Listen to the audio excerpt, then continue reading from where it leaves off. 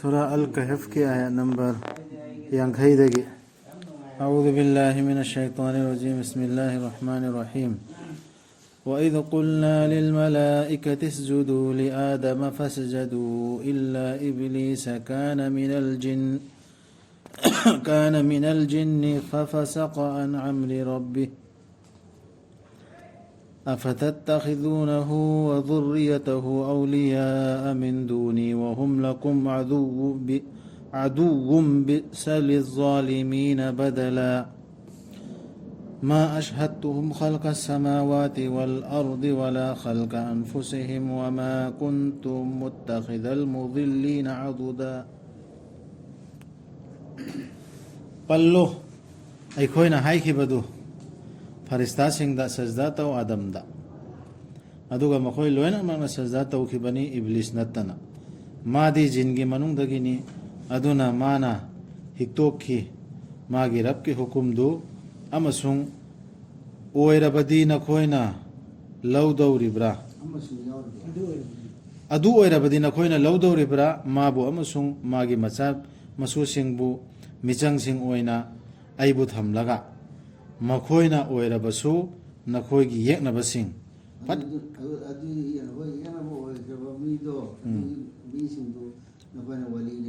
ميچنگ ولي وين لو دوري برا فت خدربني دا أرانبا توبسين مهود سندوك چريبدو الله کی لمزين لو بگي مهود شيطان کی لمزين لو ريدو شيطان سي يامنا اوكتبني دو شيطان دي سمين توسني إنسان کی ميوتا ليشبنيبا آدم سدا تاوي أخدبنيبا أدوكي سدا تاوي أخدبا نخوي ينبدو إنسان نخوي ينبدو وليني نخوي تحمدوربا شيطان إبليسنا توخريسي بايدي جاوب أران بتوخريسي الله حكم دو دبينا توخدريسنا كاريگي أين هيلي هن أين هيلين چتپسي كم ساتھيبا چوبا كارينو yang Ranta muda se murkhani na ikram. हाँ شيطان دي وسو دكام Hele kan besi murkhani. شيطان دي وسو ديبا دكام ما مخوي مكتري Quran के against तंगंग इब थौजिल अइदु लोना शैतान ने अइन साखी ओय हनखिब नत्ते मखोय बु आसमान सिंग अमसुंग पृथ्वी सेंबी खिबदा नत्रगा मखोय मसाबु सेंबी खिबदा अदुगा अइन लौगदब सुनत्ते लान लमजिंग बसिंगबु तेंगबांग बसिंग ओइना सिदा याम फोंगना यावरे खोयना इमैमा वरी अम हाइनाइदना याम हाइनानि बांगन मरक्ता आदम अलैहिस्सलाम से माना ज्ञान तारक पमय बांग कान जन्नत रसूल की मिंग इबो उयना कलमा इबो उय अदु इदु मिंग बल्लगा मासी दुआ तो कान को ग इमिग्रान رسول يوتو अदु इदु सिदा अल्लाह न हाइरी अनाम द साकी थम खिदे सेम बकान أدو حديث على دو خانة नाले दुम खान ما إن كنت أرست يوم كان لا إله إلا الله محمد رسول الله تمام يوم سيدي كارينو لا خانة نيكو وريسا سيدي كارينو كان أنا سامي أرس سيدي أخيرا نبي ما يجري هذا كي تواصل عليه كوكر ما يدا ما سيم أبدا ما الدنيا سيم مثل هاي وسيلة هذا آدم نسلا تو آدمنا دعاء تو كده دعاء تو كده هنا कोकरी में Hindu ala maato bihi mana laili bahari semlaya. Adu hadis tu lau dia bol mana kesu. Lau tersu hadis tu lai ramina. Mayam adu matum ni inna sal. Nur Muhammad ki wasila adu dua tau ki kar do. Subha tau bin hai wo dua tau ko bin hai. अदु नि लान लमजिंग busing से हाइदे अल्लाह न लौगदब नत्ते वाला न लमजिंग busing बु तेंगवांग busing ओइना अदुगा नुमित अदुदा अल्लाह न हाइबी गनी कौरो आइगी लेमानब सिंगदु नखोइना अदुम नदी खन अदुम ननी खन खिबदु मखोइना कौजगनी मखोइबु अदुबु मखोइदुना खुमलक लोय मखोइदा अल्लाह न थटकनी मखोइगी मरक्ता मांग ताकफम अमना Aduh mereka ni boleh mohon si syariah Allah ini syariah तो अदोदी गौर गौर आएंगे दूसरी मई मा अखोद तापी तंबीरम अखोगी अचौ अचौ बुजुर्ग तो कौरसिन हे मोहन मतंग पांगदमी सेनी का पिचा के मैम दुआना कौदोर गौर करे वो खोया कौसु कौदोर अदुगा कुम आरो है कौनी है से अदला कुम आरो है अलम ये तजीबु पर आरो में खोजा जालना बैन होमो बेका अदुगा उरक्कनी मनाल लेबा सिंगदुना मईदो अदुगा मखोइना खनगनी मदुदि मखोइ सोइदना मदुदा तारगनी हाइना मखोइना फंगलोइ मदुदगी नांथोखि फम अमो नांथोखि फम फंगरोय सोइदना मक अल्लाहना मओ मोंगद संदोकपिबनी कुरान सिदा मी सिंगिदमक परमान खुदिमक अदुबु मियोइबदी अयाम्ब पोत्ता चिंदान नबनी अल्लाह सेंग सेंग कुरान से संदोगा आया से उरुल लेर मथंग मथंग नहीं संदोना ताकपीरे अदुइसु कुरान से ओक्ते मी सिंग छि चिंदान ने भाई मैम लेरिंग आइको सिने आखिरो एन आया तो अदुन ओक्ते ये ले सेंग सोनबगी गुनाबु पुनी हाइजिलपा मा सोनदबगी आइन तमसु तमुद्रे मालोन सुन तब्दु मा सेंगदना तानद लेंगदा कुरान रे मांगहन थम्मे अर्थ खंगंद्रे अदुदगी खरा हमना हदीस लैरी याखिरो याना थिंजिंदना लयो थियो हदीस तो थियो अदु कुरान दे हान खंगदन नत्र अल्लाह है ना खंगो हाना खंगदा दुना ममई द थमखरे हाना उसूल तम खिदमे गरमर तम खिदमे ऐसे बोलो नहीं कहता पुथोए फनन लंबी से मखन मखन गारी अमेतना थिंखिबना तेमी ओइ बाबू मखोइना थाजबदा मखोइदा लमजिंगदुना लाकलबदा अदुगा ngakpinaba nijabada makhoi rapta makhoi pamjakibadu nattana makhoi mathakta tarakpadu thainagi misingna thokibadu misingda thokibadu natraga makhoi da dandiduna phongna lakpadu nattana mamangda sineba moina ngairisi aina misingda thokibadu adumena thokpa adu ngaida su leirane adu lakti pho adu lakpo ngaida leirige dai man pohudre adu tripoi man ko oi leire अदुना त्रिभुक चंखिरोय Quran सिदा अखोय नदरी खंगद्री लई मान property थिंगसी करिनो मखोदा असेंग को करियो लाक्ति पवा ngaई the लई अदु मन ngaई the लई वुम ओइरे अदु मान प्रॉपर्टी बता ममांग दे त लाक्ति पवा अंता तियम औया तियम मो लाजाबु कुबला ममांग दे त ददीदु उदि पवा तुना पराय अदु मन खंगी बा मोनी मान प्रॉपर्टी अखोइना थाबा नत्ते रसूल सिंहबु हराव पाउ पीबसिंग अमसुंग चेक्सिनवा हाइबसिंग ओइना नत्तना से अदुम तोइना यावबनी अदुबु थाजदबसिंगना चिंदान नै ओइदब सागत्तुना मदुना मखोइना यैथेकनबा अचुंबदुबु कुरान के आयात सिबु अल्लाह के वही सिबु रसूल दे कहते हैं कोने इख्तियारती ही नते बा इख्तियारती के बारे मखोइ द चेक्सिनवा हायो पाउसी हो पियो जन फंगबगी अखोइ तौरदी अदेगी जेसिन वाहायो जन फंग पता तौरदी हाइबदो अदुगी दमकता पाउदो हाइना बदम तो थाबने अतै कैरत लैतेबा मान आदे आसमान दे खोलगा मौजूदा मयाम परपोगम मदते आइना हाइदि अल्लाह ना हैरक्तबा अमत रसूल सिंगदुना मसाई तरफ्तै सेमगल साजिला हाइरम बनते अदुनि सिदा हाइरिसे अखोइना थाबा तौदे रसूल सिंगबु हराव पाउ पीबसिंग अमसुंग सेक्शन वाहाइबसिंग ओइना नत्तना अदुबु थाजदबसिंगना चिंदान नै ओइदब सागत्तुना मदुना मखोइना यैथेकनबा अचुंबदुबु मकम तो येरेबा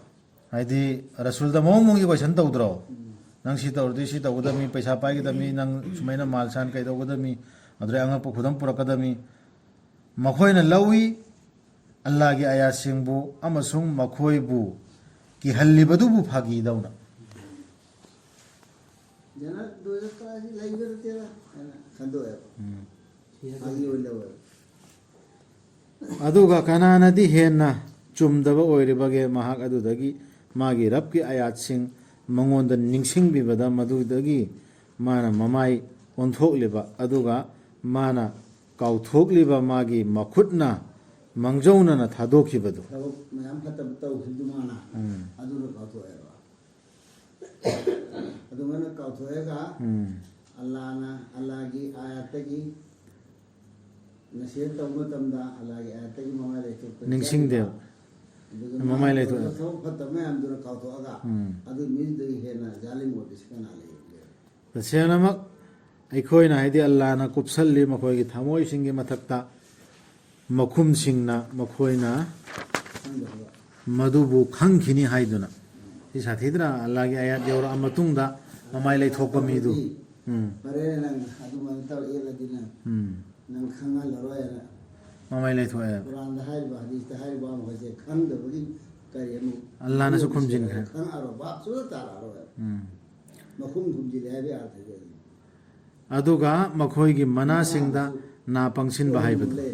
ꯋꯥꯀꯔꯗꯤ ꯕꯣꯖ ꯑꯃ ꯂꯩꯔꯅꯤ ꯃꯅꯥꯗꯨ ꯄꯪꯁꯤꯜꯂꯅꯤ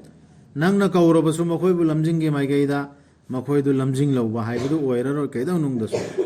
ꯁꯤ ꯔꯁꯨꯜꯗꯅꯤ ꯍꯥꯏ ꯁꯤ ꯔꯁꯨꯜꯅꯅꯦ ꯂꯥꯛꯑꯕ ꯀꯨꯔꯥꯟꯒꯤ ꯑꯌꯥꯠꯁꯤꯅ ꯀꯧꯅꯕ ꯍꯣꯠꯅꯔꯕ ꯂꯥꯛꯎꯅ ꯍꯦꯟꯅ ꯍꯣꯏꯕ ꯁꯤꯅꯤꯅꯦ ꯑꯜꯂꯥꯍꯅ ꯍꯥꯏꯔꯤꯁꯦꯅ ꯍꯥꯏꯔꯁꯨ ꯗꯨꯅꯤꯌꯥꯒꯤ ꯑꯣꯏꯅ ꯃꯅꯥ ꯄꯪꯕ ꯅꯠꯇꯦ ꯍꯥꯏꯔꯤꯁꯤ ꯇꯥꯔꯔꯣꯏꯕ ꯆꯨꯝꯕꯗꯨ ꯇꯥꯕ ꯉꯝꯃꯔꯣꯏ ꯇꯥꯕ ꯉꯝꯕꯒꯤ ꯄꯥꯡꯒꯜꯗꯨ ꯂꯩꯔꯣꯏ ꯇꯥꯕꯗꯤ ꯁꯨꯡ ꯅꯨꯡꯉꯥꯏꯔꯣꯏ ꯃꯅꯥꯗꯨꯁꯨ ꯅꯨꯡꯉꯥꯏꯔꯣꯏ ꯊꯋꯥꯏꯗꯨꯁꯨ ꯅꯨꯡꯉꯥꯏꯔꯣꯏ ꯁꯤ ꯏꯁꯥ ꯏꯁꯥ ꯆꯦꯛ ꯇꯧꯒꯗꯕꯅꯤ ꯀꯨꯔꯥꯟꯒꯤ ꯑꯌꯥꯠꯁꯤ ꯇꯥꯕ ꯀꯥꯟꯗ ꯑꯩꯈꯣꯏꯗ ꯀꯔꯝꯕ ꯈꯨꯠꯇꯥ ꯇꯥꯕꯅꯣꯗꯣ ꯇꯥꯕꯗ ꯍꯩꯅꯕ꯭ꯔꯥ ꯅꯠꯇ꯭ꯔꯒ ꯀꯔꯤꯅꯣ ꯍꯥꯏꯕꯗ ꯅꯪꯒꯤ ꯔꯕꯇꯤ ꯀꯣꯛꯄꯤ ꯍꯩꯕꯅꯤ ꯃꯤꯅꯨꯡꯁꯤꯅ ꯊꯟꯕꯅꯤ ꯃꯥꯅ ꯐꯥꯕꯤꯕ ꯇꯥꯔꯝꯂꯕ ꯃꯈꯣꯏꯕꯨ ꯃꯈꯣꯏꯅ ꯇꯧꯈꯤꯕꯁꯤꯡꯗꯨꯒꯤ ꯃꯥꯅ ꯌꯥꯡꯁꯤꯜꯂꯝꯒꯗꯕꯅꯤ ꯃꯈꯣꯏꯗ ꯗꯟꯗꯤꯗꯨ ꯑꯗꯨꯕꯨ ꯃꯈꯣꯏꯗ ꯇꯧꯈꯤꯕ ꯋꯥꯗꯥ ꯑꯃ ꯂꯩꯕꯅꯤ ꯀꯩꯗꯧꯉꯩꯗꯁꯨ ꯃꯈꯣꯏꯅ ꯐꯪꯂꯣꯏ ꯃꯗꯨꯗꯒꯤ ꯅꯥꯟꯊꯣꯛꯄ ꯁꯤꯅꯤ ꯃꯤꯅꯨꯡꯁꯤꯁꯤ ꯑꯜꯂꯥꯍꯒꯤ ꯃꯤꯅꯨꯡꯁꯤꯅꯦꯕ ꯑꯗꯨꯁꯨ ꯑꯗꯨꯒ ꯁꯍꯔꯁꯤꯡꯗꯨ ꯑꯩꯈꯣꯏꯅ ꯃꯥꯡꯍꯟꯈꯤꯕꯅꯤ ꯃꯈꯣꯏꯕꯨ ꯃꯈꯣꯏꯅ ꯑꯔꯥꯟꯕ ꯇꯧꯔꯛꯂꯕꯗ ꯑꯃꯁꯨꯡ ꯑꯩꯈꯣꯏꯅ ꯊꯝꯕꯤꯈꯤꯕꯅꯤ ꯃꯈꯣꯏꯕꯨ ꯃꯥꯡꯍꯟꯅꯕꯒꯤ ꯋꯥꯗꯥꯒꯤ ꯃꯇꯝ ꯑꯃ ꯁꯍꯔꯁꯤꯡ ꯃꯥꯡꯍꯟꯈ꯭ꯔꯤꯁꯤꯁꯨ ꯑꯔꯥꯟꯕ ꯇꯧꯔꯛꯑ ꯀꯥꯟꯗꯅꯦꯕ ꯂꯤꯌꯣ ꯃꯨꯁꯥꯅ ꯍꯥꯏꯈꯤꯕꯗꯨ ꯃꯥꯒꯤ ꯃꯤꯅꯥꯏ ꯃꯆꯥ ꯃꯤꯅꯥꯏ ꯅꯤꯄꯥ ꯃꯆꯥꯗꯨꯗ ꯑꯩꯅ ꯂꯦꯞꯄ ꯇꯧꯔꯔꯣꯏ ꯑꯩꯅ ꯌꯧꯗ꯭ꯔꯤ ꯐꯥꯎꯕ ꯁꯃꯨꯗ꯭ꯔ ꯑꯅꯤꯒꯤ ꯏꯇꯤꯟꯐꯝꯗꯨ ꯅꯠꯇ꯭ꯔꯒ ꯆꯠꯀꯅꯤ ꯑꯩꯅ ꯃꯗꯨꯒꯤꯗꯃꯛ ꯆꯍꯤ ꯀꯨꯝꯖꯥ ꯀꯌꯥ ꯅꯍꯥꯗꯨꯒ ꯂꯣꯏꯅ ꯆꯠꯂꯤꯕ ꯁꯤꯗ ꯀꯔꯤ ꯄꯥꯎꯇꯥꯛ ꯂꯧꯕ ꯌꯥꯕꯅꯣ ꯌꯦꯡꯁꯤ ꯋꯥꯔꯤ ꯍꯧꯔꯛꯏꯃꯤ ꯑꯗꯨꯕꯨ ꯌꯧꯔꯀꯥꯟꯗꯗꯤ ꯃꯈꯣꯏ ꯑꯅꯤꯗꯨꯒꯤ ꯏꯇꯤꯟꯐꯝ ꯃꯈꯣꯏꯅ ꯀꯥꯎꯊꯣꯛꯈꯤꯔꯝꯃꯤ ꯕꯍꯔꯦꯟꯁꯤ ꯑꯣꯏꯔꯝꯒꯅꯤ ꯍꯧꯖꯤꯛ ꯂꯩꯔꯤꯕ ꯕꯍꯔꯦꯟꯁꯤ ꯑꯁꯤꯁꯤ ꯑꯣꯏꯔꯝꯒꯅꯤ ꯁꯤ ꯕꯍꯔꯦꯟꯁꯤ ꯑꯅꯤ ꯇꯥꯏꯅ ꯐꯝ ꯂꯩꯕꯅꯦꯕ ꯕꯍꯔꯦꯟꯗ ꯑꯗꯨꯅꯤ ꯍꯥꯏꯔꯦ ꯑꯇꯣꯞꯄ ꯃꯐꯝꯗ ꯂꯩ ꯃꯥꯜꯂꯦ ꯕꯍꯔꯦꯟꯁꯤ ꯃꯗꯨꯅꯤ ꯇꯥꯏꯅꯕ ꯑꯗꯨꯕꯨ ꯌꯧꯔꯀꯥꯟꯗꯗꯤ ꯃꯈꯣꯏ ꯑꯅꯤꯗꯨꯒꯤ ꯏꯇꯤꯟꯐꯝ ꯃꯈꯣꯏꯅ ꯀꯥꯎꯊꯣꯛꯈꯤꯔꯝꯃꯤ ꯃꯈꯣꯏꯒꯤ ꯉꯥꯗꯨ ꯑꯗꯨꯒ ꯉꯥꯗꯨꯅ ꯂꯧꯈꯤꯔꯝꯃꯤ ꯃꯥꯒꯤ ꯂꯝꯕꯤ ꯑꯃ ꯁꯃꯨꯗ꯭ꯔꯗꯨꯗ ꯆꯤꯡꯅꯨꯡ ꯍꯨꯠ ꯑꯃꯗ ꯐꯥꯎꯈꯤꯕꯒꯨꯝ 이심도 수 이심 말 딱히 제가 하면 이심 항상 그래 수 동네라 나도 작게 나도 이래 와 라이스 나 깜물이 좋아해 뭐냐 자 괜찮아도 보이세 보이더나 나도 프로포네와 힘 나게 봐 안오고 할때 아니 프로포네가 뭐거든 이제 하이지 간다네 가리시 나시 작게 이심다 रिवायत यावरसु nga angobane na haiba hungdradasi mina yarwe angauba di machu ngobo hoina nga ngauba sina dunia da chen de dana adu jiba mathwa yaudra mi duna chel lena kana gam da haijil lordi nangna quran du ka maina artha limona haira kana isim hoine nga chen ki bai hai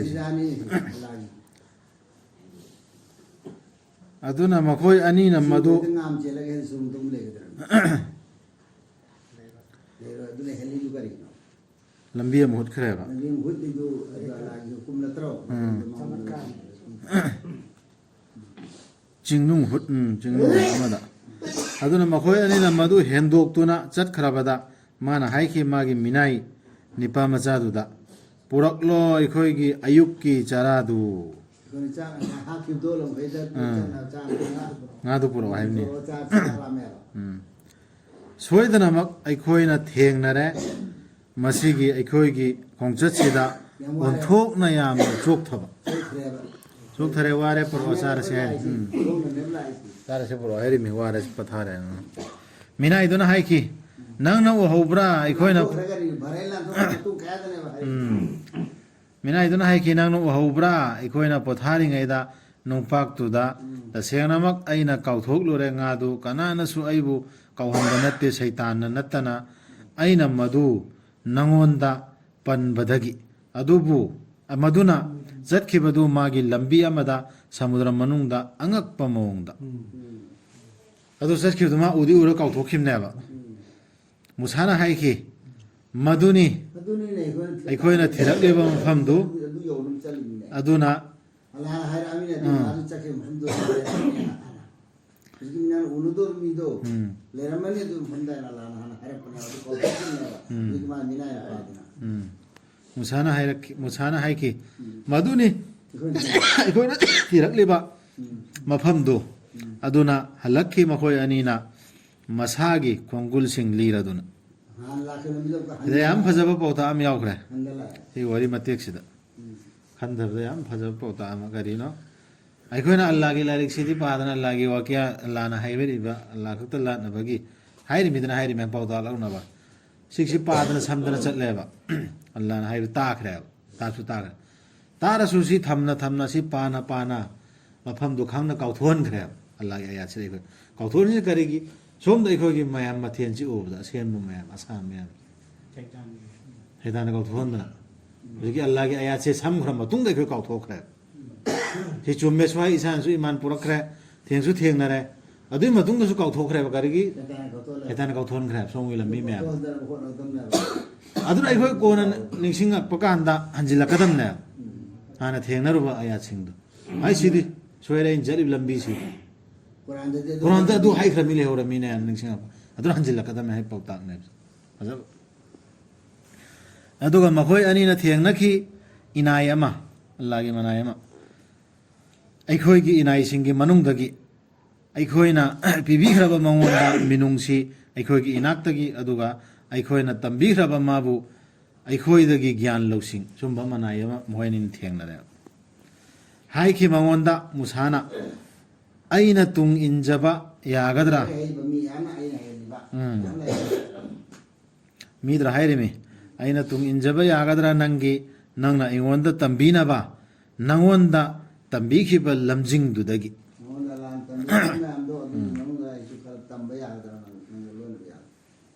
ꯃꯥꯅ ꯍꯥꯏꯈꯤ ꯇꯁꯦꯡꯅꯃꯛꯅ ꯉꯝꯂꯣꯏ ꯑꯩꯒ ꯂꯣꯏꯅꯕꯗ ꯈꯥꯡꯕ ꯑꯩꯈꯣꯏꯁꯨ ꯗꯨꯅꯤꯌꯥꯒꯤ ꯄꯨꯟꯁꯤꯁꯤꯗ ꯏꯁꯂꯥꯝ ꯙꯔꯃꯁꯤꯗ ꯆꯨꯝꯅ ꯆꯠꯂꯤꯃꯦ ꯑꯜꯂꯥꯍꯒꯤ ꯑꯌꯥꯠ ꯁꯤꯄꯥꯏ ꯑꯜꯂꯥꯍꯅ ꯍꯥꯏꯕꯗꯨ ꯇꯧꯒꯦꯅ ꯆꯠꯂꯤꯃꯦꯅ ꯆꯠꯂꯣꯅꯦ hukum amu makhala leibani na ma hukum duga Allah na pira ma hukum duga adu musada pi hukum duga mandaba mi yaune mana manungi hukum pi bane ma sama pani hukum pi bane na adu nabi da hari adu na nama in nama ma ha na nawo pi hukum dum mana te na la pi ri si adu na ingon da tambado se si na ai satro si ngamoy na sabar to ngamoy si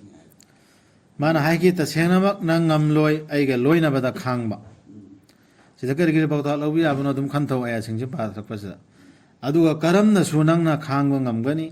nangi gyan na lamba ngamdabadugi matangda musana haiki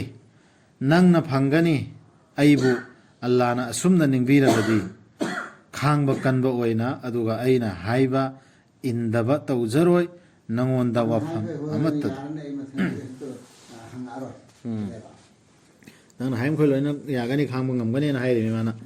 mana haiki adu oirabadi nangna aigi tung illabadi hanglakkanu aingonda karigumba pot amattagi matangda aina liraktri phau nangonda madugi waridu kai ino hadu matang ta kare ko na adu ta ne ma da nang song hangbo yaro ko sida yam fajaba pauta am se yauri si hujigi marek amhori se Allah na haikri pose artha khangdar so Allah na tagaktri phau makha Quran sin punna para nainaragane Allah na khangalakana Allah na tambirakane banole ilmu ekoi di sida ayanam de hata masla phukto ga fatwa pi hauna ba ngairi me adugi poinam yauri sida tamam na suma tharaga mathang Allah na ꯑꯜꯂꯥꯍꯅ ꯅꯕꯤ ꯇꯝꯕꯤꯈ꯭ꯔꯤꯁꯤ ꯔꯁꯨꯜ ꯈꯨꯗꯤꯡꯃꯛꯇꯁꯨ ꯑꯗꯨꯗꯒꯤ ꯏꯃꯥꯟ ꯋꯥꯂꯥ ꯑꯐꯕ ꯃꯤꯁꯤꯡ ꯍꯧꯈ꯭ꯔꯤꯕꯁꯤꯡꯁꯦ ꯁꯂꯐ ꯁ꯭ꯋꯥꯂꯤꯍꯤꯟ ꯍꯥꯏꯔꯣ ꯕꯨꯖꯨꯔꯨꯛ ꯍꯥꯏꯔꯣ ꯃꯈꯣꯏꯁꯤꯗꯁꯨ ꯑꯜꯂꯥꯍꯅ ꯅꯕ ꯒ꯭ꯌꯥꯟꯗ ꯃꯈꯣꯏ ꯒ꯭ꯌꯥꯟꯗ ꯂꯣꯏꯅ ꯑꯗꯨꯝ ꯇꯤꯜꯍꯥꯎ ꯇꯧꯔꯒꯅꯦ ꯑꯃꯗ ꯈꯪꯒꯗꯕꯗꯣ ꯑꯃ ꯄꯥꯔꯀꯥꯟꯗ ꯈꯪꯉꯛꯀꯅꯦ ꯑꯗꯨꯗ ꯑꯩꯁ ꯁꯤꯗꯗꯤ ꯁꯤ ꯑꯩꯒꯤ ꯋꯥꯈꯜꯒ ꯆꯥꯟꯅꯗ꯭ꯔꯦ ꯁꯥꯏꯟꯁꯀ ꯆꯥꯟꯅꯗ꯭ꯔꯦ ꯍꯥꯏꯅ ꯑꯩꯈꯣꯏꯅ ꯑꯌꯥꯠ ꯑꯃꯗ ꯂꯣꯏꯁꯤꯟꯕꯗꯨ ꯑꯗꯨꯒꯤꯗꯨꯒꯤ ꯐꯖꯕ ꯄꯥꯎꯇꯥꯛ ꯑꯃꯁꯨ ꯌꯥꯎꯋꯤ ꯃꯈꯥ ꯄꯥꯊꯣꯛ ꯑꯗꯨꯅ ꯃꯈꯣꯏ ꯑꯅꯤꯅ ꯆꯠꯈꯤ ꯖꯍꯥꯖ ꯑꯃ ꯇꯣꯡꯈꯠꯇ꯭ꯔꯤ ꯐꯥꯎ ꯃꯥꯅ ꯈꯤꯗꯔ ꯑꯁꯤ ꯕ꯭ꯔꯤꯒꯦꯠ ꯃꯅꯨꯡꯗꯅꯤ ꯍꯧꯖꯤꯛꯀꯤ ꯃꯤꯗꯨ ꯈꯤꯗꯔ ꯀꯧꯕ ꯃꯈꯨꯜ ꯑꯃ ꯃꯥꯅ ꯃꯈꯨꯜ ꯑꯃ ꯍꯨꯠꯇꯣꯛꯈꯤ ꯃꯗꯨꯗ ꯃꯨꯁꯥꯅ ꯍꯥꯏꯈꯤ ꯇꯨ ꯃꯨꯁꯥꯅ ꯉꯥꯏꯕ ꯉꯝꯗꯗꯅ ꯄꯥꯎꯈꯨꯝ ꯄꯤꯔꯛꯑꯦ ꯅꯪꯅ ꯃꯗꯨꯗ ꯍꯨꯠꯇꯣꯛꯂꯕ꯭ꯔꯥ ꯃꯈꯨꯜ ꯑꯃ ꯏꯔꯥꯛꯅ ꯍꯟꯅꯕ ꯃꯁꯤꯗ ꯇꯣꯡꯂꯤꯕ ꯃꯤꯁꯤꯡꯕꯨ ꯅꯪꯅ ꯁꯣꯏꯗꯅꯃꯛ ꯇꯧꯔꯦ ꯁꯥꯊꯤꯕ ꯊꯕꯛ ꯑꯃ ꯃꯈꯨꯜ ꯑꯃ ꯍꯥꯏꯕꯒꯤ ꯃꯇꯨꯡꯗ ꯈꯔ ꯀꯍꯥꯁꯤ ꯃꯈꯨꯜ ꯑꯃ ꯍꯥꯏꯕ ꯅꯠꯇꯦꯕ ꯊꯨꯒꯥꯏꯔꯝꯃꯦ ꯃꯆꯦꯠ ꯑꯃ ꯊꯨꯒꯥꯏꯈ꯭ꯔꯦ ꯈꯤꯗꯔꯅ ꯍꯥꯏꯈꯤ ꯑꯩꯅ ꯍꯥꯏꯈꯤꯗ꯭ꯔꯥ ꯅꯪ ꯉꯝꯂꯣꯏ ꯑꯩꯅ ꯉꯝꯂꯣꯏ ꯍꯥꯏꯅ ꯑꯩꯒ ꯂꯣꯏꯅꯕꯗ ꯈꯥꯡꯕ ꯃꯨꯁꯥꯅ ꯍꯥꯏꯈꯤ ꯐꯥꯕꯤꯒꯅꯨ ꯑꯩꯕꯨ ꯑꯩꯅ ꯀꯥꯎꯊꯣꯛꯂꯨꯕꯒꯤ ꯑꯃꯁꯨꯡ ꯀꯨꯞꯁꯟꯕꯤꯒꯅꯨ ꯑꯩꯕꯨ ꯑꯩꯒꯤ ꯋꯥꯐꯝꯗ ꯑꯔꯨꯕ ꯀꯨꯞꯁꯟꯕꯤꯅꯨ ꯑꯩꯕꯨ ꯑꯩꯒꯤ ꯋꯥꯐꯝꯗ ꯑꯔꯨꯕꯅ ꯑꯩꯈꯣꯏꯁꯨ ꯑꯌꯥꯠꯁꯤ ꯊꯦꯡꯅꯔꯛꯄꯅ ꯗꯥꯏꯔꯦꯛ ꯈꯥꯡꯕ ꯉꯝꯗꯗꯅ ꯑꯗꯨ ꯑꯗꯥ ꯍꯥꯏꯔꯨꯔꯦꯗꯅ ꯑꯗꯨꯗꯤ ꯑꯜꯂꯥꯗ ꯍꯥꯏꯖꯒꯗꯕꯅꯦꯕ ꯑꯩꯈꯣꯏꯅ ꯁꯤ ꯁꯨꯃꯥꯏꯅ ꯅꯍꯥꯟ ꯑꯥꯔꯊ ꯂꯧꯔꯨꯕꯅꯤ ꯃꯤꯉꯣꯟꯗꯁꯨ ꯍꯥꯏꯔꯨꯕꯅꯤ ꯃꯗꯨ ꯑꯩ ꯈꯟꯊꯍꯧꯗ꯭ꯔꯦ ꯅꯠꯇ꯭ꯔꯒ ꯃꯈꯥ ꯄꯥꯗ꯭ꯔꯤꯉꯩꯗ ꯍꯥꯏꯍꯧꯔꯨꯕꯅꯤ ꯁꯣꯏꯈ꯭ꯔꯦ ꯍꯥꯏꯕꯗꯨ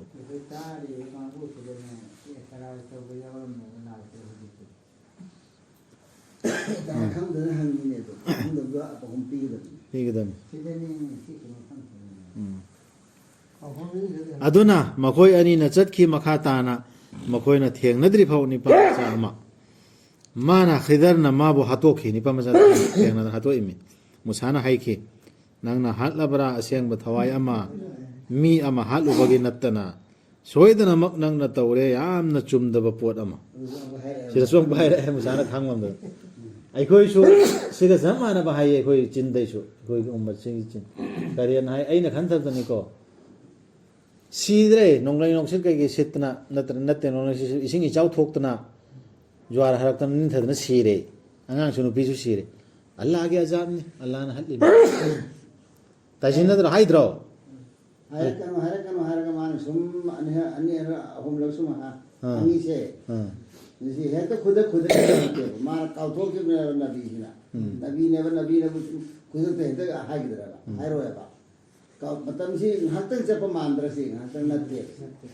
ꯆꯍꯤ ꯀꯌꯥ ꯅꯠꯇ꯭ꯔꯒ ꯊꯥ ꯀꯌꯥ ꯅꯨꯃꯤꯠ ꯀꯌꯥ ꯀꯥꯎꯈ꯭ꯔ ꯃꯇꯨꯡ ꯀꯌꯥꯒꯤ ꯃꯔꯨ ꯋꯥꯔꯤꯅꯦꯕ ꯑꯩꯈꯣꯏꯁꯨ ꯍꯥꯏꯕꯅꯦꯕ ꯍꯥꯏꯐꯦꯠ ꯃꯥꯟꯅꯕ ꯑꯜꯂꯥꯍꯒꯤ ꯑꯖꯥꯕꯅꯦꯅ ꯍꯪꯉꯛꯏꯅꯦꯕ ꯑꯗꯨꯗꯩ ꯙꯔꯃ ꯏꯁꯂꯥꯝ ꯙꯔꯃꯁꯤ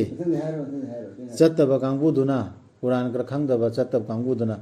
ꯃꯨꯁꯂꯤꯝ ꯃꯈꯣꯏꯅ ꯍꯥꯏꯔꯦ ꯑꯜꯂꯥꯍꯒꯤ ꯑꯖꯥꯕꯅꯤ ꯍꯥꯏꯔꯦ ꯑꯗꯨꯗꯤ ꯑꯜꯂꯥꯍꯒꯤ ꯑꯖꯥꯕ ꯍꯣꯏ ꯑꯜꯂꯥꯍꯁꯤꯗꯤ ꯅꯨꯄꯤ ꯑꯉꯥꯡꯁꯨ ꯂꯣꯏꯅ ꯇꯨꯝꯅ ꯍꯠꯂꯦꯅꯦ ꯍꯥꯏꯌꯦꯕ ꯑꯗꯨꯏ ꯄꯥꯎꯈꯨꯝ ꯂꯩꯇ꯭ꯔꯦ ꯑꯗꯨꯗꯩꯗꯤ ꯑꯃꯨꯛ ꯑꯗꯨꯗꯩ ꯑꯃꯨꯛꯀ ꯑꯗꯨꯗꯩ ꯑꯃꯨꯛꯀ ꯀꯔꯤ ꯑꯜꯂꯥꯍꯒꯤ ꯍꯨꯀꯨꯝꯅꯤ ꯑꯜꯂꯥꯍꯅ ꯍꯠꯄꯅꯤ ꯍꯥꯏꯅ ꯆꯩ ꯊꯥꯡꯒꯠꯂꯛꯑꯅꯤ ꯁꯨꯝꯕ ꯈꯟꯊꯕ ꯌꯥꯕ ꯄꯣꯏꯟ ꯃꯌꯥꯝ ꯐꯪꯕꯅꯦꯕ ꯑꯗꯨꯅ ꯃꯈꯣꯏ ꯑꯅꯤꯅ ꯆꯠꯈꯤ ꯃꯈꯥ ꯇꯥꯅ ꯃꯈꯣꯏꯅ ꯊꯦꯡꯅꯗ꯭ꯔꯤ ꯐꯥꯎ ꯅꯤꯄꯥ ꯃꯆꯥ ꯑꯃ ꯃꯥꯅ ꯈꯤꯗꯔꯅ ꯃꯥꯕꯨ ꯍꯥꯠꯇꯣꯛꯈꯤ ꯃꯨꯁꯥꯅ ꯍꯥꯏꯈꯤ ꯅꯪꯅ ꯍꯥꯠꯂꯕ꯭ꯔꯥ ꯑꯁꯦꯡꯕ ꯊꯋꯥꯏ ꯑꯃ ꯃꯤ ꯑꯃ ꯍꯥꯠꯂꯨꯕꯒꯤ ꯅꯠꯇꯅ ꯃꯤ ꯍꯥꯠꯂꯨꯕꯩ ꯍꯥꯠꯄ ꯅꯠꯇꯅ ꯅꯪꯅ ꯑꯁꯦꯡꯕ ꯊꯋꯥꯏ ꯑꯃ ꯍꯥꯠꯂꯕ꯭ꯔꯥꯅ ꯍꯥꯏ ꯁꯣꯏꯗꯅꯃꯛ ꯅꯪꯅ ꯇꯧꯔꯦ ꯌꯥꯝꯅ ꯆꯨꯝꯗꯕ ꯄꯣꯠ ꯑꯃ ꯃꯥꯅ ꯍꯥꯏꯈꯤ ꯑꯩꯅ ꯍꯥꯏꯈꯤꯗꯕ꯭ꯔꯥ ꯅꯪ ꯉꯝꯂꯣꯏ ꯍꯥꯏꯅ ꯑꯩꯒ ꯂꯣꯏꯅꯕꯗ ꯈꯥꯡꯕ ꯃꯨꯁꯥꯅ ꯍꯥꯏꯈꯤ ꯑꯩꯅ ꯅꯉꯣꯟꯗ ꯍꯪꯂꯕꯗꯤ ꯀꯔꯤꯒꯨꯝꯕ ꯄꯣꯠ ꯑꯃꯠꯇꯒꯤ matangda masigi tungda loinarabiganu aibu makha tana nangna phangle aingondagi aibu thadoknabagi maram ama siaroi gaira ami man jaram phang handa hang adi ai tantho mai bune aduna chatki makhoi anina makha tana makhoina yaudri phau shehar amagi mi singi manakta makhoina chanaba pinaba haijaki yaudna chanaba pinaba haijare adugi mi singda adubu makhoina yakide makhoi anibu atithi oina lausin biba ꯑꯩꯈꯣꯏ ꯃꯦꯍꯃꯥꯟꯅꯤ ꯃꯈꯣꯏꯁꯤꯗꯤ ꯍꯥꯏꯕꯗꯤ ꯇꯔꯥꯝ ꯇꯔꯥꯝꯁꯨ ꯀꯩꯝ ꯇꯧꯗ꯭ꯔꯦ ꯇꯧꯗ꯭ꯔꯦ ꯃꯤꯁꯤꯡꯗꯨꯅ ꯅꯤꯈꯨꯟꯗꯨ ꯃꯈꯣꯏꯅ ꯃꯗꯨꯗ ꯊꯦꯡꯅꯈꯤ ꯐꯛꯂꯥꯡ ꯑꯃ ꯇꯨꯅꯤꯡ ꯇꯧꯔꯕ ꯑꯗꯨꯅ ꯃꯥꯅ ꯈꯤꯗꯔꯅ ꯆꯨꯝꯈꯠꯈꯤ ꯃꯗꯨꯕꯨ ꯂꯦꯞꯍꯟꯅꯕ ꯃꯨꯁꯥꯅ ꯍꯥꯏꯈꯤ ꯅꯪꯅ ꯄꯥꯝꯂꯕꯗꯤ ꯅꯪꯅ ꯂꯧꯕ ꯌꯥꯏ ꯃꯗꯨꯒꯤ ꯑꯋꯥꯃꯟ ꯃꯨꯁꯥꯅ ꯍꯥꯏꯔꯛꯏꯅꯤꯁꯤꯗ ꯑꯃꯨꯛꯀ ꯈꯤꯗꯔꯅ ꯍꯥꯏꯈꯤ ꯃꯁꯤꯗ ꯃꯥꯅ ꯍꯥꯏꯔꯣꯏ ꯍꯥꯏꯔꯒ ꯍꯥꯏꯔꯣꯃꯤꯅ ꯈꯤꯗꯔꯅ ꯍꯥꯏꯈꯤ ꯃꯁꯤꯗ ꯀꯥꯏꯅꯕ ꯇꯥꯔꯦ ꯑꯩꯒ ꯅꯪꯒ ꯍꯧꯖꯤꯛ ꯑꯩ ꯅꯪꯉꯣꯟꯗ ꯍꯥꯏꯔꯒꯦ ꯑꯩꯅ ꯇꯧꯈꯤꯕꯁꯤꯡꯗꯨꯒꯤ ꯋꯥꯍꯟꯊꯣꯛ ꯃꯗꯨꯗ ꯅꯪꯅ ꯉꯝꯈꯤꯗꯕꯗꯨ ꯈꯥꯡꯕ ꯖꯍꯥꯖꯗꯨ ꯃꯗꯨ ꯂꯥꯏꯔꯕ ꯃꯤꯁꯤꯡꯒꯤꯅꯤ ꯁꯃꯨꯗ꯭ꯔꯗ ꯊꯕꯛ ꯇꯧꯖꯕ ꯊꯕꯛ ꯇꯧꯖꯕ ꯑꯗꯨꯅ ꯑꯩꯅ ꯁꯥꯏꯅꯥꯏꯍꯟꯅꯤꯡꯈꯤ ꯃꯗꯨꯕꯨ ꯃꯔꯝꯗꯤ ꯃꯈꯣꯏꯒꯤ ꯇꯨꯡꯗ ꯅꯤꯡꯊꯧ ꯑꯃ ꯂꯩ ꯃꯥꯅ ꯃꯨꯜꯂꯤ ꯑꯐꯕ ꯖꯍꯥꯖ ꯈꯨꯗꯤꯡꯃꯛ ꯑꯀꯟꯕꯅ ꯑꯗꯨꯒ ꯅꯤꯄꯥ ꯃꯆꯥꯗꯨ ꯃꯥꯒꯤ ꯃꯄꯥ ꯃꯃꯥꯗꯤ ꯑꯜꯂꯥꯍꯕꯨ ꯊꯥꯖꯕꯁꯤꯡꯅꯤ ꯑꯩꯈꯣꯏꯅ ꯀꯤꯈꯤ ꯃꯥꯅ ꯑꯔꯨꯝꯕ ꯅꯟꯕꯤꯕ ꯌꯥꯏ ꯍꯥꯏꯅ ꯃꯈꯣꯏ ꯑꯅꯤꯗ ꯃꯥꯒꯤ ꯂꯝꯍꯦꯟꯕ ꯑꯃꯁꯨꯡ ꯊꯥꯖꯗꯕꯒꯤ ꯂꯤꯆꯠꯅ ꯑꯗꯨꯅ ꯑꯩꯈꯣꯏꯅ ꯅꯤꯡꯈꯤ ꯁꯤ ꯑꯜꯂꯥꯍꯒꯤ ꯑꯣꯔꯗꯔꯗꯩꯅꯤ ꯃꯥꯅ ꯇꯧꯔꯗꯨ ꯑꯗꯨꯅ ꯑꯩꯈꯣꯏꯅ ꯅꯤꯡꯈꯤ ꯃꯈꯣꯏꯒꯤ ꯔꯕꯅ ꯁꯤꯟꯗꯣꯛꯄꯤꯅꯕ ꯃꯈꯣꯏ ꯑꯅꯤꯒꯤꯗꯃꯛ ꯃꯉꯣꯟꯗꯒꯤ ꯍꯦꯟꯅ ꯐꯕ ꯑꯃ ꯂꯝꯆꯠ ꯁꯦꯡꯕꯗ ꯑꯃꯁꯨꯡ ꯍꯦꯟꯅ ꯅꯛꯁꯟꯕ ꯑꯃꯅ ꯃꯄꯥ ꯃꯃꯥ ꯅꯨꯡꯁꯤꯕꯗ ꯑꯗꯨꯒꯤꯅꯦ ꯑꯗꯨꯒ ꯐꯛꯂꯥꯡꯗꯨ ꯃꯗꯨꯗꯤ ꯃꯄꯥ ꯂꯩꯖꯗ꯭ꯔꯕ ꯅꯤꯄꯥ ꯃꯆꯥ ꯑꯅꯤꯒꯤꯅꯤ ꯁꯍꯔꯗꯨꯗ ꯂꯩꯖꯕ ꯑꯗꯨꯒ ꯃꯗꯨꯒꯤ ꯃꯈꯥꯗ ꯂꯩꯕꯅꯤ ꯃꯈꯣꯏ ꯑꯅꯤꯒꯤ ꯂꯟ ꯈꯔ ꯑꯣꯏꯈꯤꯕꯅꯤ ꯃꯈꯣꯏꯒꯤ ꯃꯄꯥꯗꯨ ꯑꯐꯕ ꯇꯧꯖꯕ ꯃꯤꯑꯣꯏ ꯑꯃ ꯑꯗꯨꯅ ꯅꯪꯒꯤ ꯔꯕꯅ ꯅꯤꯡꯕꯤꯕꯅꯤ ꯃꯈꯣꯏꯅ ꯃꯤꯑꯣꯏ ꯃꯄꯨꯡ ꯐꯥꯖꯕꯗꯨ ꯐꯛꯂꯥꯡꯗꯨꯒꯤ ꯃꯈꯥꯗ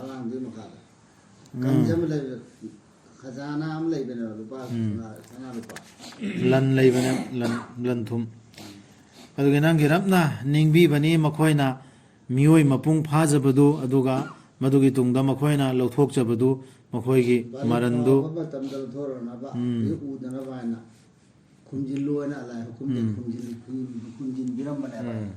ꯃꯈꯣꯏꯒꯤ ꯃꯔꯟꯗꯨ ꯃꯤꯅꯨꯡꯁꯤ ꯑꯣꯏꯅ ꯅꯪꯒꯤ ꯔꯕꯇꯒꯤ ꯑꯩꯅ ꯇꯧꯈꯤꯕ ꯅꯠꯇꯦ ꯃꯗꯨ ꯑꯩꯒꯤ ꯑꯄꯥꯝꯕꯅ ꯃꯗꯨꯅꯤ ꯋꯥꯍꯟꯊꯣꯛ ꯅꯪꯅ ꯉꯝꯈꯤꯗꯕꯗꯨ ꯃꯗꯨꯗ ꯈꯥꯡꯕ ꯃꯗꯨ ꯍꯥꯏꯁꯦ ꯃꯗꯨ ꯄꯨꯝꯅꯃꯛꯇꯣ ꯇꯧꯔꯤꯁꯤ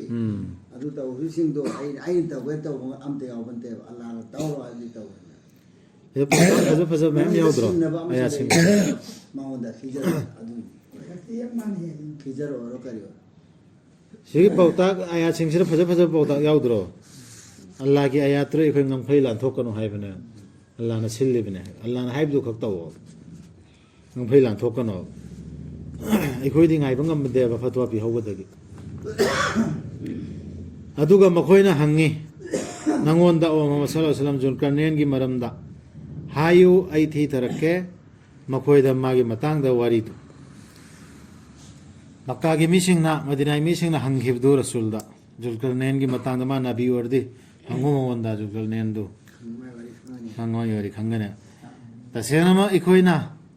ꯄꯥꯜꯍꯟꯈꯤꯕꯅꯤ ꯃꯥꯕꯨ ꯄ꯭ꯔꯤꯊ꯭ꯔꯤ ꯊꯛꯇ ꯑꯃꯁꯨꯡ ꯄꯤꯕꯤꯈꯤꯕꯅꯤ ꯃꯉꯣꯟꯗ ꯄꯣꯠ ꯈꯨꯗꯤꯡꯃꯛꯀꯤ ꯄꯥꯡꯊꯣꯛꯅꯕ ꯂꯝꯕꯤ ꯑꯃ ꯑꯗꯨꯅ ꯃꯥꯅ ꯆꯠꯈꯤ ꯂꯝꯕꯤ ꯃꯥꯏꯀꯩ ꯑꯃꯗ ꯖꯨꯜꯀꯔꯅꯦꯟꯅ ꯌꯧꯗ꯭ꯔꯤꯐꯥꯎ ꯅꯨꯃꯤꯠ ꯇꯥꯐꯝꯗꯨ ꯃꯥꯅ ꯐꯪꯈꯤ ꯎꯈꯤ ꯃꯗꯨꯅ ꯇꯥꯁꯤꯟꯈꯤꯕ ꯑꯃꯨꯕ ꯂꯩꯈꯣꯝꯒꯤ ꯏꯐꯨꯠ ꯑꯃꯗ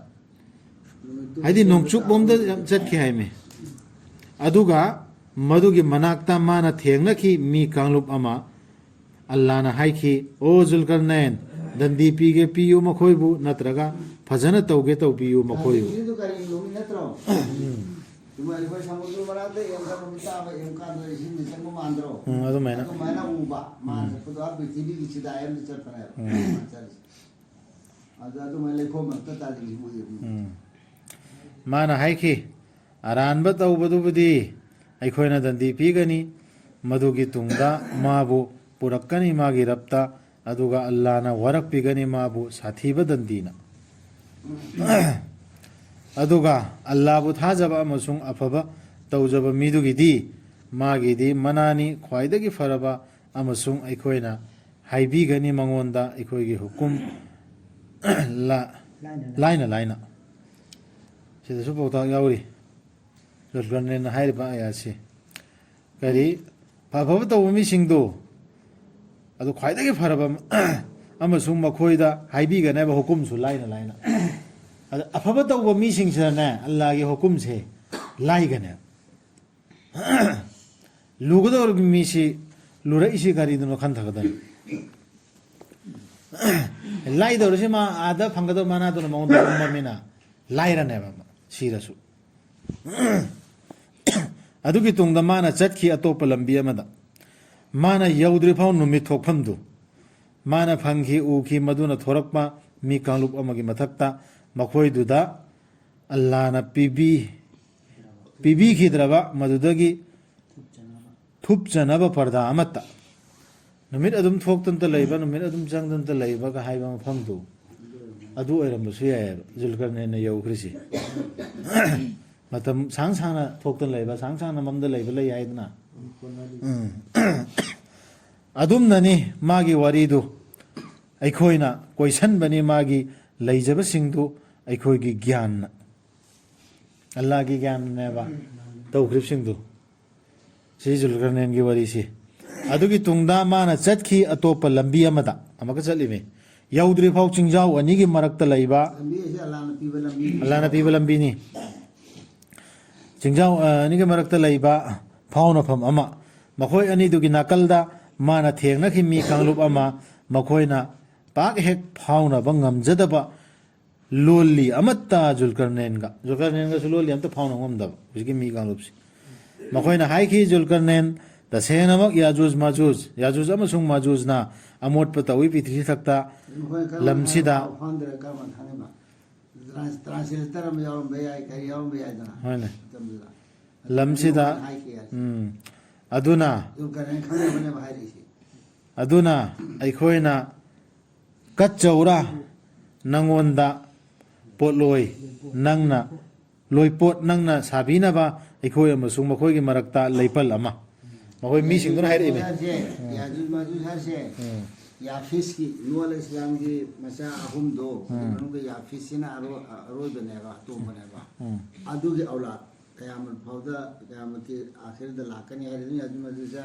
to kani haire da cha nganna palakani haire da adu gi du adu kambu dunia aju majusi adu ga leibada yam numai to country oi bagi ti si adu zamana masi thingba ngamna ba tawram bane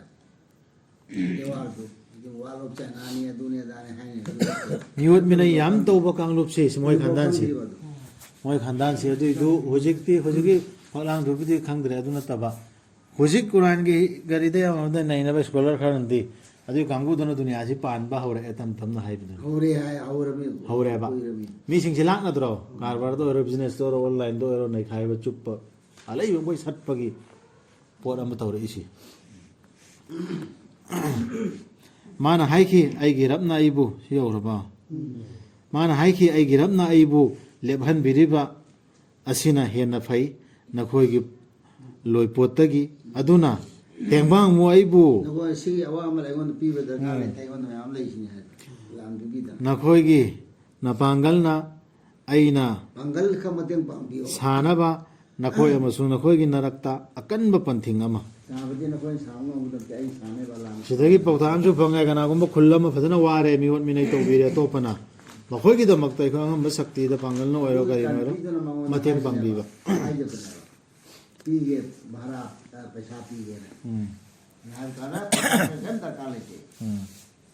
aingona ai rapna pi bro sa ma pi se sine ai mi won mi nei ba me ama ꯃꯥꯏ ꯃꯥꯏ ꯃꯇꯦꯡ ꯄꯥꯡꯅꯗꯅ ꯂꯥꯟꯃꯤꯒ ꯂꯧꯅꯔꯤꯗꯅ country ꯑꯃꯅ country ꯑꯃꯗꯩ ꯂꯥꯟ ꯊꯦꯡꯅꯍꯟꯅꯕ ꯏꯟꯗꯤꯌꯥꯗꯁꯨ ꯂꯧꯅꯈꯤ ꯍꯥꯟꯅ ꯃꯃꯥꯡꯉꯩꯗ ꯁꯨꯃꯥꯏꯅ ꯂꯧꯅꯕ ꯃꯇꯦꯡ ꯄꯥꯡꯅꯕ ꯌꯥꯏ ꯃꯤꯑꯣꯏꯕꯒꯤ ꯄꯥꯡꯒꯟꯅ ꯈꯔ ꯃꯇꯦꯡ ꯄꯨꯔꯛꯑꯣ ꯑꯩꯉꯣꯟꯗ ꯌꯣꯠ ꯃꯇꯨꯞꯁꯤꯡ ꯃꯈꯣꯏꯅ ꯃꯗꯨ ꯄꯨꯔꯛꯈꯤ ꯑꯁꯤ ꯐꯥꯎꯕ ꯃꯗꯨꯗꯤ ꯃꯥꯅ ꯃꯦꯟꯁꯤꯟꯗꯨꯅ ꯃꯥꯟꯅꯍꯜꯂꯝꯂꯕ ꯃꯇꯝꯗ ꯆꯤꯡꯖꯥꯎ ꯑꯅꯤꯗꯨꯒꯤ ꯃꯔꯛꯇ ꯂꯩꯕ ꯑꯍꯥꯡꯕꯗꯨ ꯃꯥꯅ ꯍꯥꯏꯈꯤ ꯍꯧꯖꯤꯛ ꯀꯥꯝꯂꯣ ꯅꯈꯣꯏꯒꯤ ꯃꯩꯀꯥꯝ ꯎꯇꯣꯡꯅ ꯃꯗꯨꯕꯨ ꯃꯥꯅ ꯃꯩꯗꯨꯅ ꯏꯛꯂꯕ ꯃꯇꯝꯗ ꯃꯥꯅ ꯍꯥꯏꯈꯤ ꯄꯨꯔꯛꯂꯣ ꯑꯩꯉꯣꯟꯗ ꯑꯩꯅ ꯍꯩꯊꯅꯕ ꯃꯁꯤꯒꯤ ꯃꯊꯛꯇ ꯁꯧꯗꯣꯛꯂꯕ ꯀꯣꯔꯤ ꯁꯧꯗꯣꯛꯄꯩ ꯍꯥꯏꯔꯗꯤ ꯍꯧꯖꯤꯛ ꯃꯌꯥꯝ ꯇꯧꯅꯔꯤ ꯃꯌꯥꯝꯁꯨ ꯍꯧꯖꯤꯛ ꯁꯧꯕꯒꯤ ꯁꯧꯗꯅ ꯈꯣꯠꯇꯅ ꯇꯧꯔꯤꯁꯤ ꯃꯌꯥꯝ ꯍꯧꯖꯤꯛ ꯈꯪꯒꯗ꯭ꯔꯥ ꯃꯇꯝꯗꯨꯗ ꯑꯗꯨꯅ ꯃꯩꯀꯥꯝ ꯎꯇꯣꯡ ꯍꯥꯏꯔꯤꯁꯤ ꯑꯗꯨꯅ ꯃꯈꯣꯏꯅ ꯌꯥꯖꯨꯖ ꯑꯃꯁꯨꯡ ꯃꯥꯖꯨꯖꯅ ꯉꯝꯈꯤꯗ꯭ꯔꯦ ꯃꯗꯨꯕꯨ ꯀꯥꯜꯂꯛꯄ ꯅꯠꯇ꯭ꯔꯒ ꯉꯝꯈꯤꯗ꯭ꯔꯦ ꯃꯈꯣꯏꯅ ꯃꯗꯨꯕꯨ ꯐꯥꯎꯗꯣꯔꯛꯄ ꯖꯨꯜꯀꯔꯅꯦꯟꯅ ꯍꯥꯏꯈꯤ ꯃꯁꯤ ꯃꯤꯅꯨꯡꯁꯤꯅꯤ ꯑꯩꯒꯤ ꯔꯕꯇꯒꯤ ꯑꯗꯨꯕꯨ ꯂꯥꯛꯂꯕ ꯃꯇꯝꯗꯗꯤ ꯑꯩꯒꯤ ꯔꯕꯀꯤ ꯋꯥꯗꯥꯗꯨ ꯑꯜꯂꯥꯍꯅ ꯀꯥꯏꯅꯍꯟꯈꯤꯒꯅꯤ ꯀꯥꯏꯍꯟꯈꯤꯒꯅꯤ ꯃꯁꯤꯒꯤ ꯃꯆꯦꯠ ꯃꯆꯦꯠ ꯃꯇꯝ ꯈꯨꯗꯤꯡꯗ ꯑꯩꯒꯤ ꯔꯕꯀꯤ ꯋꯥꯗꯥꯗꯤ ꯑꯆꯨꯝꯕꯅꯤ ꯁꯗꯀꯜꯂꯥꯍꯨ ꯑꯖꯤꯝ ꯁꯤꯕꯨꯗ ꯇꯧꯔꯁꯤ ꯌꯥꯏ